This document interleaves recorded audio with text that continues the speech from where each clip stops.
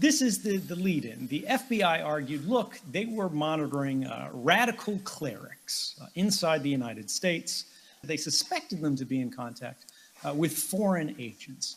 They didn't have any proof of this, but they said, look, maybe it's happening.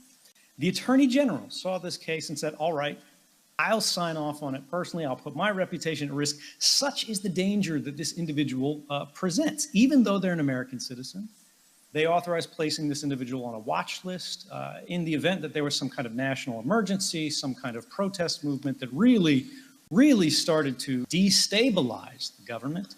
They said this man was the most dangerous, and this is quoting their words, from the standpoint of national security. That was the most famous civil rights leader in the history of the United States, Martin Luther King Jr., a civil rights advocate who sought to establish recognition of racial equality. Now, this happened not because he was threatening to bomb places, not because he was doing anything dangerous, but this determination that he was the core threat to the interests of the United States came 2 days after he gave his most famous speech, the I Have a Dream speech, during the March on Washington. Beyond this, the FBI was going further. They weren't just saying he's a threat to national security. They wrote letters based on information that they had gathered by monitoring him in hotel rooms where he had actually had affairs with other women. And they mailed one of these recordings to him along with a letter. This was when he was being awarded the Nobel Peace Prize for his activism, and said, if you don't kill yourself within a certain time period, I believe it was 36 days, might have been, it was somewhere under 40 days, they will reveal the truth, destroy his reputation, so on and so forth. We saw they were doing not just CointelPro, which was this kind of FBI program that was monitoring the domestic political opposition in the United States, not just CIA programs like MKUltra, where they were funding US and Canadian universities to experiment on US and Canadian citizens, college students, to try to develop sort of a method of crude brainwashing, sort of opinion changing through a combination of sleep deprivation and drugs like LSD. These kind of things were extraordinary excesses, and yes, they ended them.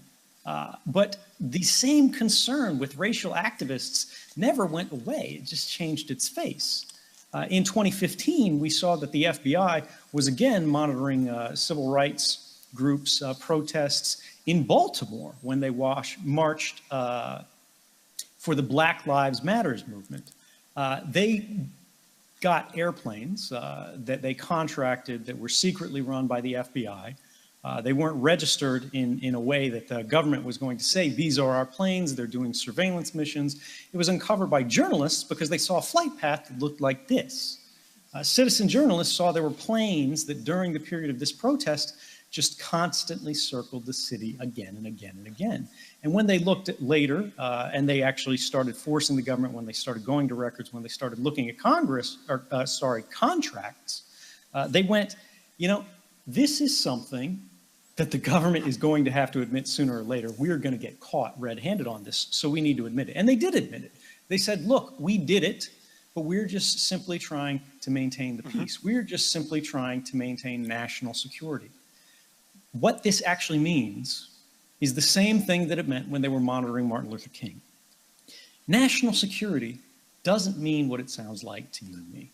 National security isn't about preventing foreign troops from landing on US shores, right? We have the largest military spending in the world. We outspend the next 10 nations combined. We could fight a war with the next 10 nations combined and beat them handily. We are an extraordinarily advanced nuclear nation. Our national security is not in question, particularly from political movements. But national security, from the perspective of an intelligence officer, whether there's CIA, the NSA, or the FBI, means stability of the current political system. Now, I don't mean democracy here, right? I don't mean that people are voting. I mean the parties that are in power, the personalities that are in power, cannot be threatened in a way that could sort of radically provoke snap elections, new changes, changes in procedures, policies that agencies would shut down. The government would be really restructured in new ways. That's what they mean by national security, and that's something that I think is not very well understood.